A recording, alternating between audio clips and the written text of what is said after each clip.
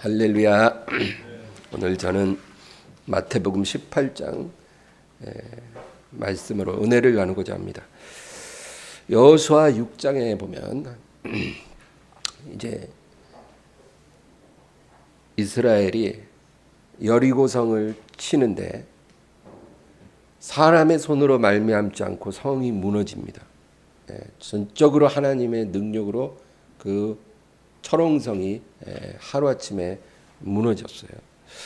그리고 하나님이 명하신 대로 그 성에 있는 모든 생명을 다 죽이고 그 성을 완전히 불태워서 번제로 하나님께 드렸습니다. 왜 그렇게 하라 하셨을까요?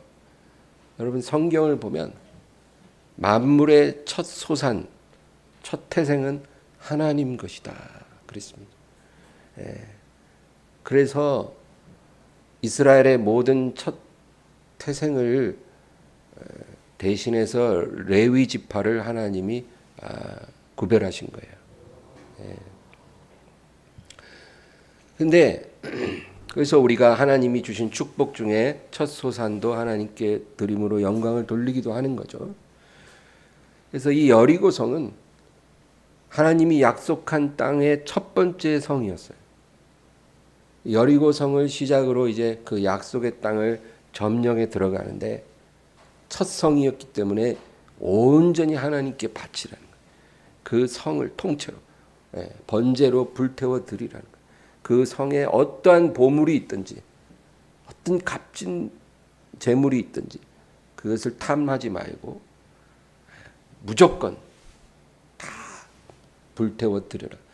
물론 거역한 사람이 있었죠. 우리가 아는 아간이라는 사람. 그래서 결국 그와 그 가족이 다 멸망당하고 말았습니다. 그렇게 여리고성을 드리고 여호수아가 그 성에 대해서 저주를 선포해요. 여호수아 6장 26절을 우리 함께 읽겠습니다. 여호수아가 그때 맹세하게 하여 이르되 누구든지 일어나서 이 여리고성을 건축하는 자는 여호와 앞에서 저주를 받을 것이라. 그 기초를 쌓을 때 그의 맏아들을 잃을 것이요 그 문을 세울 때 그의 막내 아들을 잃으리라 하였다. 이 여호수아의 저주는 성령의 지시하신 대로 그렇게 한 거예요. 앞으로 이 성을 다시 건축하는 자는 저주를 받게 될 텐데 그 기초를 쌓을 때 맏아들을 일으켜야 될 것이고 문을 세울 때 막내 아들을 잃을 것이다. 근데 그로부터 500년이 지나서 엄청난 세월이죠. 500년이면 500년이 지나서 아하방의 시대에 누군가가 그 여리고성을 다시 재건하기 시작했어요. 그때 이 500년 전에 선포했던 저주가 그 사람에게 응했다고 성경은 말하고 있습니다. 우리 열왕기상 16장 34절을 다 같이 읽습니다.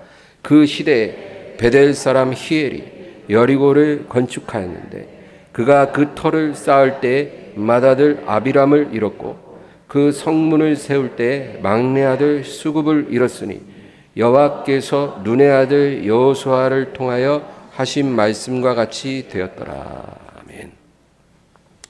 여러분, 축복과 저주가 이렇게 무서운 거예요. 500년 전에 선포한 저주가 그대로 유효한 거예요. 그래서 그대로 응했어요. 그 저주는요, 세월이 흐른다고 소멸되는 게 아니라 그대로 남아있어요. 누군가 그 저주를 끊기까지는 그대로 있는 거예요. 그래서 하나님을 경외하면 그 복을 10,000대까지 이르게 하고 하나님을 경외하지 않으면 그 자손 3, 4대까지 저주를 받으리라 그랬거든요. 그러니까 우리 조상이 하나님을 경외하면 10,000대까지 자손들에게 복이 흘러내려오는데 그 중에 패역한 자가 그 축복을 끊어버리면 이제 거기서 끝나는 거예요. 반대로 우리 조상이 우리 할아버지가 우상을 숭배하고 악한 삶을 살았어요. 그러면 그 저주가 우리에게 흘러내려오는 거예요. 누군가가 그것을 끊기까지는 그것이 계속 유효한 거예요. 근데 만약에 우리가 어떤 저주가 흘러내려오는데 그거를 우리가 전혀 깨닫지 못하고 살고 있다면 그 저주는 그대로 살아있는 거죠. 그래서 여러분, 우리 삶에 겉으로 드러나는 모든 일들은 우연히 일어나는 일이 아니라는 거예요. 영적인 세계에서 어떤 일이 일어나고 그 결과로 우리의 물리적인 세계에서 나타나진다는 거예요. 히브리서에도 그런 말씀 있잖아요. 나타난 것은 보이는 것으로 말미암아 된 것이 아니니라. 우리 눈에 보이는 것들은 그 원인이 보이지 않는 것에서부터 온다는 거예요. 영적인 세계에서 어떤 일이 일어났을 때 보이는 세계에서 그 결과가 나타나는 거예요. 성경은 시종일관 우리에게 그 말씀을 말하고 있어요. 하나님께서 말씀으로 천지를 창조하셨다 그랬잖아요. 우연히 만들어진 게 아니라는 거예요. 우연히 빅뱅으로 우연히 진화해서 아니라는 거예요. 하나님의 말씀으로 창조되었어요. 하나님이 말씀하니까 물이 변해서 포도주가 되고 오병이어를 가지고 수천 명이 먹었어요. 하나님의 말씀이 보이지 않지만 역사하니까 그것이 보이는 세계에 나타나지는 거예요. 여러분,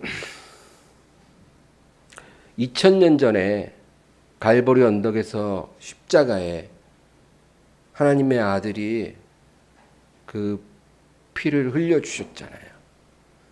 그 피를 흘려주셨기 때문에 구원의 문이 열린 거예요. 어떻게 죄인이 구원받겠어요? 하나님이 죄인을 그냥 값없이 구원받게 해주시겠어요? 그럴 수가 없어요. 하나님은 거룩하신 하나님이기 때문에. 누군가가 값없이 구원받을 수 있는 문을 열어줘야 되는데 그것을 위해 2000년 전에 십자가에서 예수님이 피가 흘려졌다. 그것이 있었기 때문에 그 이름을 믿는 자마다 그 구원의 문으로 들어가는 거예요. 할렐루야. 우리는 이렇게 쉽게 구원을 받으나 예수님이 그 문을 열어놓기까지는 자신의 목숨을 내어드리고 자신의 피 한 방울까지 다 흘려주셨다. 그 얘기입니다.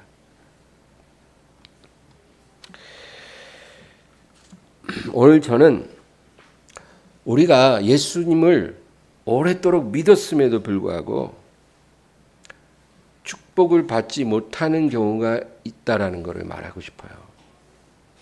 우리가 예수님을 믿으면 당연히 하나님의 축복을 받아 누리고 살아야 합니다. 구약 시대에는 계명의 조항을 다 지켜야만 축복을 받고 구원을 받았지만 신약 시대에는 하나님의 아들을 믿고 그분을 사랑하고 순종하기만 하면 모든 것이 다 온전해지는 거예요. 그래서 우리가 구원도 받고 축복도 받는 거예요. 그런데 왜 예수님을 믿은 지 오랜 세월이 지났음에도 하나님이 주시는 축복을 다 받지 못하고 우리 내 인생에 계속 어두운 그림자가 드리우고 행복하지 않고 평안하지 않고 형통하지 않는 것일까? 그 이유는 무엇일까? 오늘 그 얘기를 또 하고 싶은 거예요. 요즘에 하나님께서 자꾸 이런 말씀을 제게 주시네요. 결론적으로 우리가 하나님의 주실 축복을 못 받는 이유는 하나님 뜻대로 살지 않기 때문이라는 것입니다. 하나님 뜻대로 살지를 않아요.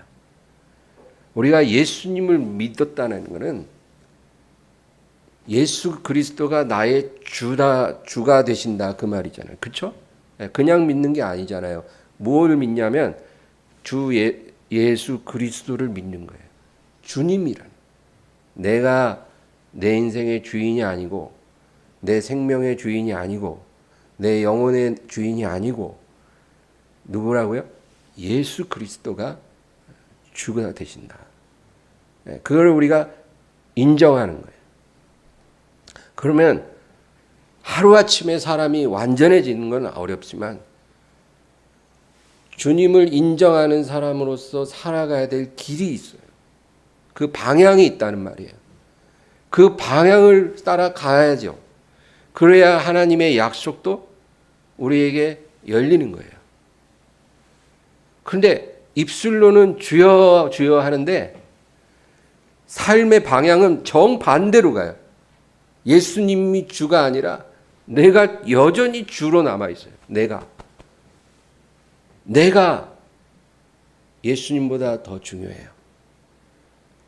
예수님 생각보다 내 생각이 더 중요하고 예수님 뜻보다 내 뜻이 더 중요한 거예요. 입술로는 주여 하지만 삶의 방향은 반대로 가는 거예요. 그러니까 하나님이 당연히 예수 이름으로 우리에게 약속한 축복이 계속 딜레이 되는 거예요. 마치 큰 댐이 물을 막고 있는 것처럼. 그러면 어떻게 돼요? 수문을 딱 닫아놓으면 그 위에는 막 축복이 쌓이지만 아래는 완전히 메마르겠죠? 우리의 삶이 그렇게 되는 거예요. 근데 사람들은 그 이유를 잘 깨닫지 못해서 내가 예수를 이렇게 오래 믿었는데 왜 내 인생이 이렇게 힘들까? 왜 내 마음은 이렇게 괴로울까? 왜 내 마음에 안식이 없을까? 믿는데, 교회에 내가 속했는데 왜 내 마음은 이렇게 안식이 없을까? 우리가 오늘 그 이유를 말씀을 통해서 깨닫기를 주의 이름으로 축원합니다. 계시록 3장 20절을 한번 읽겠습니다. 볼지어다 내가 문 밖에 서서 두드리노니 누구든지 내 음성을 듣고 문을 열면 내가 그에게로 들어가 그와 더불어 먹고 그는 나와 더불어 먹으리라. 아멘. 여러분 우리가 잘 아는 말씀이에요. 근데 이 말씀은 성령님에 관한 말씀이에요. 여러분 우리는 삼위일체 하나님에 대해서 다 이해하기 어려워요. 그것은 우리가 이해할 수 있는 영역이 아니에요. 아버지와 아들과 성령 하나님이 하나로 역사하신다라는 거죠. 평생을 사는 부부도 티격태격 하잖아요. 그렇죠? 예. 의견 일치가 안 되는 거예요. 부부도. 아무리 사랑하고 친한 사이라도 다 맞기는 어려워요. 예. 근데 하나님은 아버지와 아들과 성령이 영원 전부터 영원까지 한 번도 의견 대립이 없고 다툼이 없고 완벽하게 하모니를 이루고 계신 거예요. 여러분 우리가 어떻게 그걸 이해하겠어요? 그러나 성경은 그렇다는 거예요. 그런데 아버지는 하늘 보좌에 계셔요. 우리가 그건 분명히 알아야 돼요. 셋째 하늘에 계셔요. 셋째 하늘.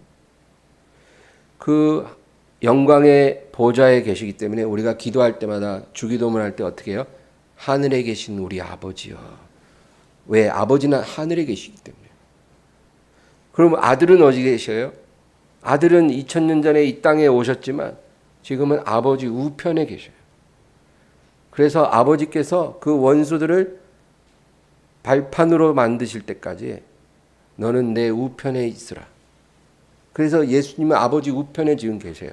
그리고 우리를 위해서 모든 것을 지금 예비하고 계셔요.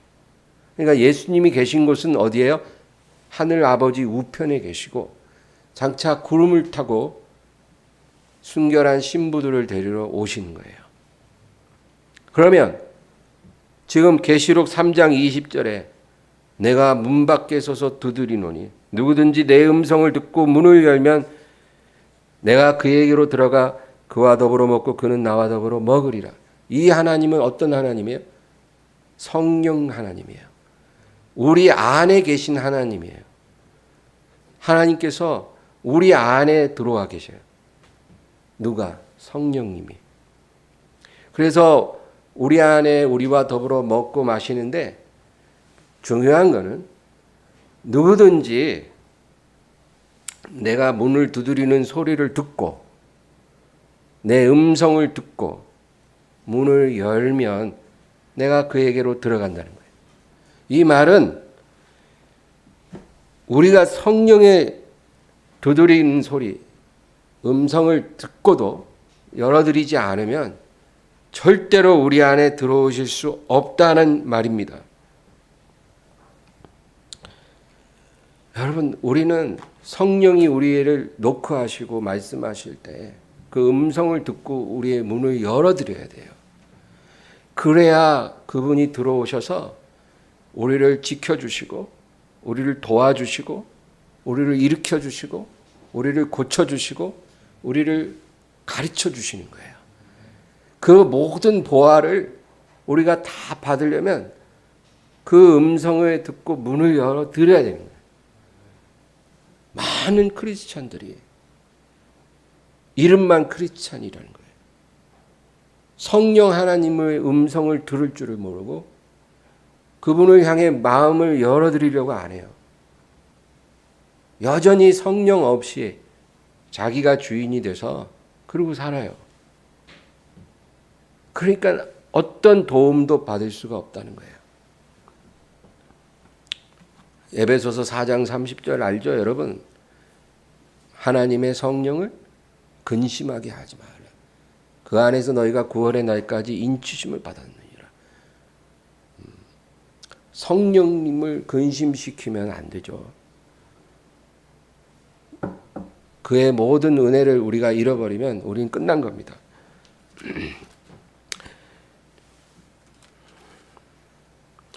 성령님이 우리 안에 들어오셔서 우리가 그분의 말을 듣고 순종하면 여러분 어떻게 되냐면 저주의 문이 닫히고 축복의 문이 열려요. 이 두 문은 영적인 문인데 동시에 열리거나 동시에 닫히지 않아요. 하나가 열리면 하나가 닫히고 하나가 닫히면 하나가 열리고 그래요. 하나님이 그렇게 만드셨어요. 저주의 문이 열리면 축복은 닫히고 축복의 문이 열리면 저주는 닫힌. 할렐루야. 그러니까 우리가 어떻게 해야 되냐면 저주의 문이 열려있다 생각할 때 그걸 먼저 닫아버려야 돼요. 그게 문제, 그게 중요해요. 저주의 문이 열려있는데 닫혀있는 축복의 문을 막 열으려고 하면 안 열려요. 예, 그렇게 열려지는 문이 아니에요. 이 닫힌 문은 어떻게 여냐면 지금 열려있는 문을 닫아야 그 문이 착 자동으로 열리는 문이에요. 예, 무슨 말인지 이해되시죠? 그러니까 저주의 문이 열려있다고 우리가 깨달으면 얼른 그 문을 닫아야 돼요. 그러면 그게 닫히는 동시에 이 문이 반대의 축복의 문이 확 열려버려요. 그래서 우리가 사는 거예요. 그러면 내 삶에 저주의 문이 어떻게 열려있는지 여러 가지가 있겠죠? 그걸 우리가 어떻게 알 수 있냐고요. 성령님이 가르쳐 주는 거예요. 성령님이. 그래서 성령님을 우리가 사모해야 되는 거예요. 할렐루야. 성령의 음성을 듣고 그분을 받아들이면 그때부터 좋은 일들이 일어나기 시작하는 거예요. 성령님은 월드 클래스 코치가 아니라 유니버스 클래스 코치예요. 그분의 코칭을 받으면 우리는 백전백승할 수 있다는 거예요. 엘리야 시대에 3년 6개월간 비가 안 왔다는 거예요. 여러분 상상을 해보세요. 3년 6개월간 비가 안 오면요 완전히 그냥 사막화되는 거예요. 온 땅이. 지하수까지 다 마릅니다. 이거는 굉장히 심각한 저주예요. 우연히 일어나는 게 아니라는 거예요. 이스라엘의 죄가 그런 저주를 불러들인 거예요. 그런데 갈멜산에서 어떤 사건이 하나 일어나요. 그러고 나서 하늘에 먹구름이 몰려오고 큰 비가 내리기 시작했더라. 예. 우리 열왕기상 18장 40절에서 41절 말씀을 28장 40절 41절 다 같이 읽습니다. 엘리야가 그들에게 이르되 바알의 선지자를 잡되 그들 중 하나도 도망하지 못하게 하라 하매 곧 잡은지라. 엘리야가 그들을 기손 시내로 내려다가 거기서 죽이니라. 엘리야가 아합에게 이르되 올라가서 먹고 마시소서. 큰 비 소리가 있나이다. 아멘. 이거 보세요. 갈멜산에서 엘리야가 바알 선지자들을 죽였어요. 바알 선지자를 딱 죽이니까 그 다음에 뭐라 그래요? 바로 왕에게 이제 먹고 마시소서. 이제 잔치 베푸소서. 큰 비의 소리가 있나이다. 할렐루야. 3년 반 동안 이스라엘 사람들이 비를 내려달라고 안 해본 게 있었을까요? 여러분? 얼마나 많이 또 기도했겠어요. 비 좀 달라고. 그리고 얼마나 많은 희생 제사를 드렸겠어요. 하나님 복을 주소서. 그런데 꼼짝도 안 해요. 아무 일도 안 일어나요. 하나님 돌아가셨나? 근데 엘리야가 바알 선지자들 딱 죽이는 순간 그때 하늘에서 비가 쏟아지기 시작합니다. 여러분, 바로 이거예요. 이 바알 선지자들이 저주죠. 이스라엘의 저주의 씨앗이 바로 그들이에요. 근데 여기 성경에 보면 엘리야가 그들에게 이르되 바알의 선지자를 잡되 그들 중 하나도 도망하지 못하게 하라. 한 명도 도망가지 못하게 잡아서 다 죽이라. 이게 중요한 거예요. 선지자 중에 몇 명이 쥐새끼처럼 도망가면 이게 저주가 사라지지 않는다는 거예요. 한 명도 못 도망가게 잡아 죽여라. 여러분, 이것이 바로 영적인 원리예요. 우리 삶에 여러분, 하나님이 미워하는 것들이 하나라도 남기면 안 돼요. 내가 예전에는 뭐 하나님이 기뻐하지 않는 거 10개를 갖고 살았는데 지금 8개는 정리했어요. 2개는 좀 있다가 제가 상태 좋아지면 천천히 하나씩 그렇게 하겠습니다. 여러분, 그렇게 하나님을 설득할 수 있을까요? 그렇게 설득이 안 돼요. 하나님은. 그러면 비가 안 와요. 그 2개 남아있는 한. 하나도 도망하지 못하게 잡아 죽여야 돼요. 그래야 하늘이 열리고 비가 내리는 거예요. 하나님의 축복은 고갈된 게 아니에요. 댐 위에서 지금 고여 있어요. 언제 그 수문이 열리냐면 저주의 씨앗을 다 잡아 제거해야, 쓴뿌리를 다 뽑아버려야, 깨끗하게 만들어야 하나님의 축복이 임하여 영적인 평안이 오고 두려움과 분노, 모든 우울증, 불면증 다 고쳐지고, 그리고 육체의 그 오랜 질병, 고통, 생활의 저주, 가난, 실패, 가정의 불화, 이런 것들이 다 해결이 되기 시작하는 거예요. 여러분, 우리 성경 말씀을 믿으시기 바랍니다.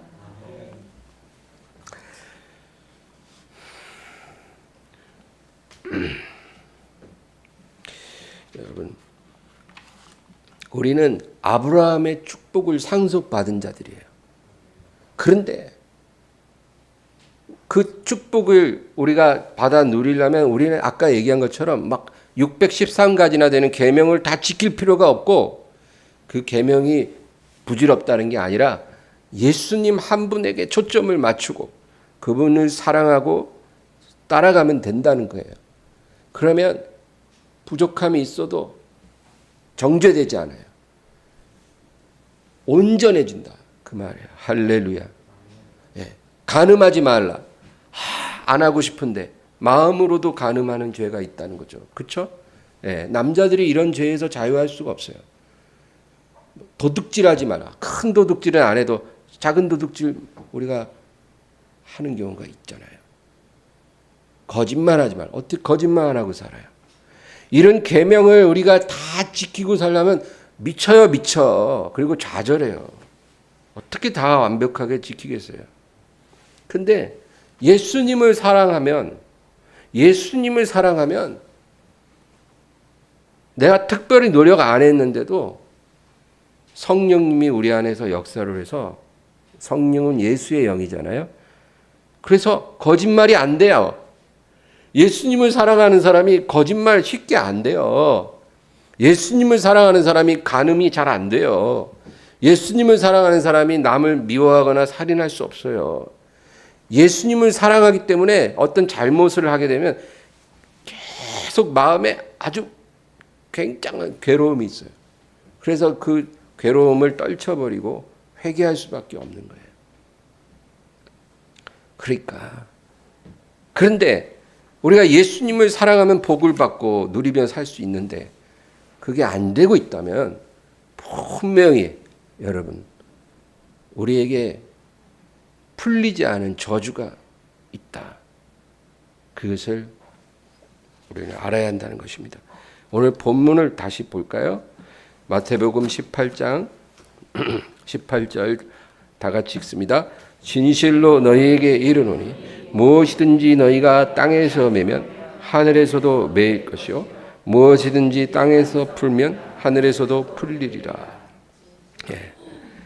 진실로 여기서 이 단어에 주의해야 돼요. 진실로. 여러분 성경에 예수님 말씀 중에 내가 진실로 두 번 하는 건 최고로 중요한 거고요. 한 번이라도 진실로 하면 그것도 굉장히 중요한 거예요. 복음서를 읽으면서 예수님 말씀 중에 그 진실로가 들어간 말에만 밑줄 치고 깊이 묵상할 필요가 있어요. 아주 중요하다는 거예요. 예. 이걸 영어 성경으로 보면 I tell you the truth. 그거예요. 내가 너희에게 진리를 말한다. The truth. 진리예요. 내가 너희에게 진리를 말한다. 예수님이 무슨 말씀을 할 때 그냥 말씀하시기도 하는데 말하기 전에 내가 너희에게 진리를 말한다. 이렇게 할 때는 지금 내가 굉장히 중요한 말을 한다는 거예요. 너희는 꼭 이 말을 기억하고 명심하고 귀담아 들으라. 그 얘기거든요. 그리고 뭐라 그래요? 무엇이든지 너희가 땅에서 매면 하늘에서도 매일 것이요 무엇이든지 땅에서 풀면 하늘에서도 풀리리라. 이 말은 우리가 땅에 사는 동안에 어떤 저주를 만들어내면 하늘에 계신 하나님께서 그 저주를 응하게 하신다. 그거예요. 땅에 사는 우리가 저주를 만들면 하나님이 그 저주를 응하게 하셔요. 우리가 저주의 씨앗을 우리 삶에 뿌리면 하나님이 그 씨앗이 자라게 하셔요. 그리고 열매 맺게 하세요. 풍성하게. 예. 그리고 그 저주를 우리가 풀어버리면, 다시 말해서 저주를 끊어버리고 그 쓴뿌리를 뽑아버리면 하늘에 계신 하나님이 그 저주를 거두신다는 거예요. 우리가 땅에서 어떻게 하든지 하늘에 계신 하나님이 우리가 행한 대로 역사하신다는 거예요. 저주를 뿌리면 하늘에서 열매를 거두게 해주시고 저주를 뽑으면 하늘에서도 그 저주를 스톱시킨다는 거예요. 우리가 이 저주와 축복을 두 가지 방법으로 불러들이거나 거둘 수 있어요. 첫째는 우리의 입술이에요. 우리의 입술로 저주를 선포할 수도 있고 또 축복을 선포할 수도 있어요. 그것이 또 씨를 뿌리는 거예요. 또 하나는 우리의 행위예요. 우리가 어떤 행위로 저주의 씨를 뿌릴 수 있어요. 또 축복의 씨도 뿌릴 수 있죠. 예레미야 17장인가 보면 사람이 하나님을 떠나 하나님 대신 사람을 의뢰하는 이자는 저주를 받으리라. 그런 말씀이죠. 그러니까 우리가 어떤 행위로 저주를 불러드리는 거예요. 또 축복도 우리가 행위로 불러드려요. 너희가 소자에게 냉수 한 잔이라도 내 이름으로 대접을 하면 너희가 결단코 상을 잃지 아니하리라. 이거는 우리의 행위로 축복을 불러드리는 거예요. 우리가 누군가를 대접하는 게 참 중요해요. 주는 것이 받는 것보다 복 있다 그랬잖아요. 근데 대접을 할 때 그냥 하지 말고 내 이름으로, 주의 이름으로 우리가 누구든지 대접할 수 있는 거예요.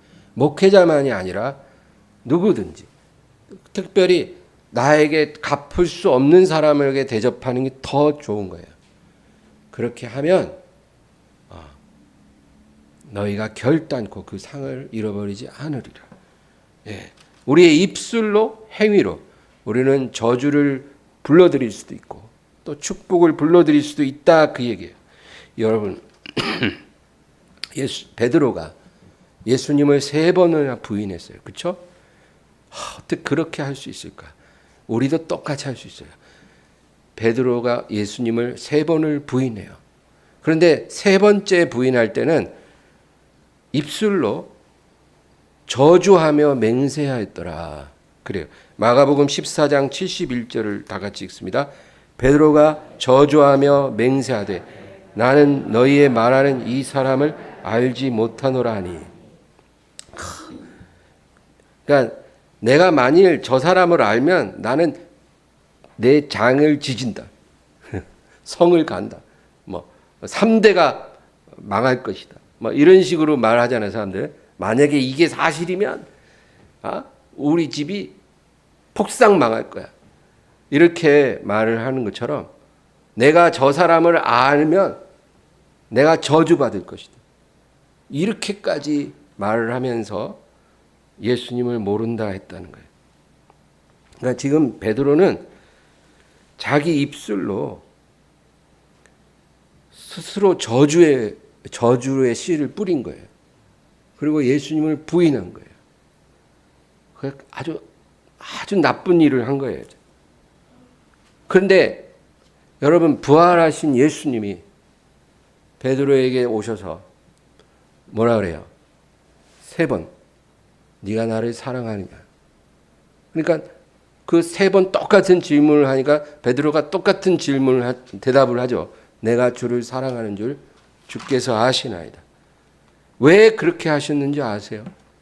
베드로가 자기 입술로 예수님을 저주하며 부인했잖아요. 3번이나. 그래서 저주를 불러들인 거예요.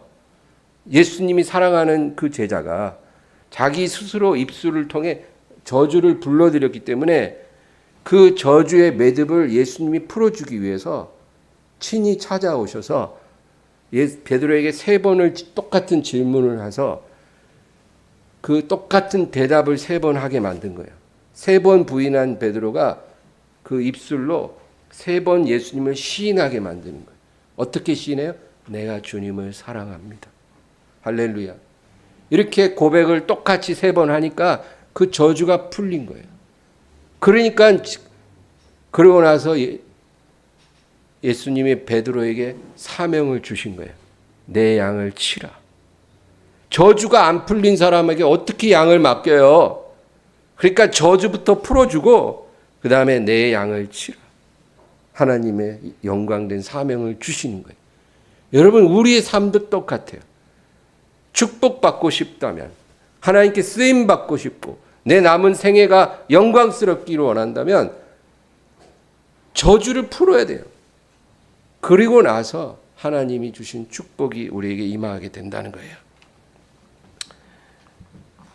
여러분, 오늘 본문 말씀이 우리에게 주는 포인트는 우리 스스로 이 저주를 풀기 전엔 하나님이 우리를 위해 아무것도 하실 수 없다.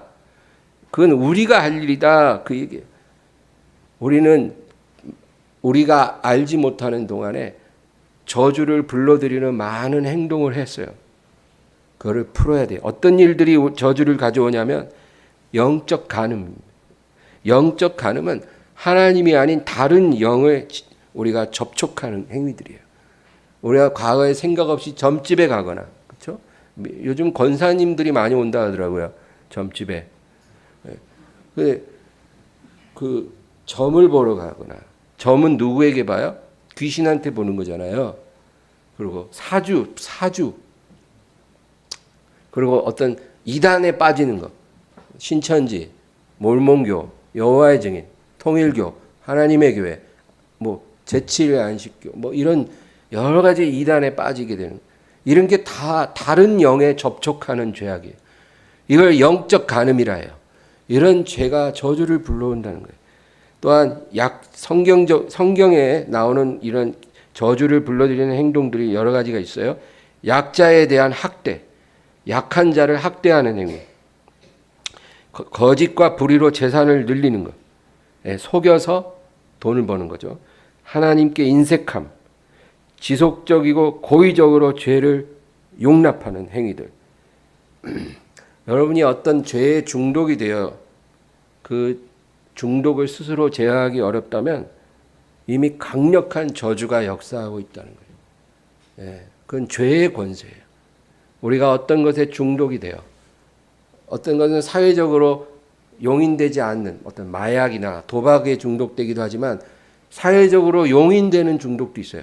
뭐 등산의 중독, 낚시의 중독, 골프의 중독. 그거 안 하면 못 살아. 하나님보다 그게 더 우선이야.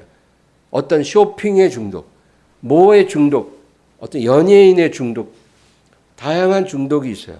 사회적으로는 그런 거를 딱히 비난을 하지 않지만 이런 모든 것이 다 죄의 권세가 우리를 이미 사로잡았다는 거예요. 그러면 저주가 역사하고 있다는 거예요. 이런 것도 풀어지기 전에는 하나님의 축복이 우리에게 올 수가 없어요. 아까 말한 것처럼 저주가 열려 있는데 어떻게 축복이 열려 있겠어요?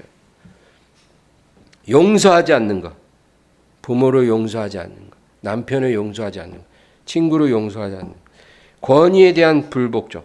여러분 로마서 13장이죠.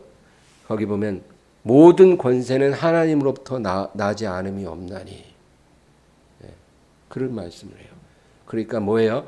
부모의 권위, 또 부부간에는 남편의 권위가 있어요.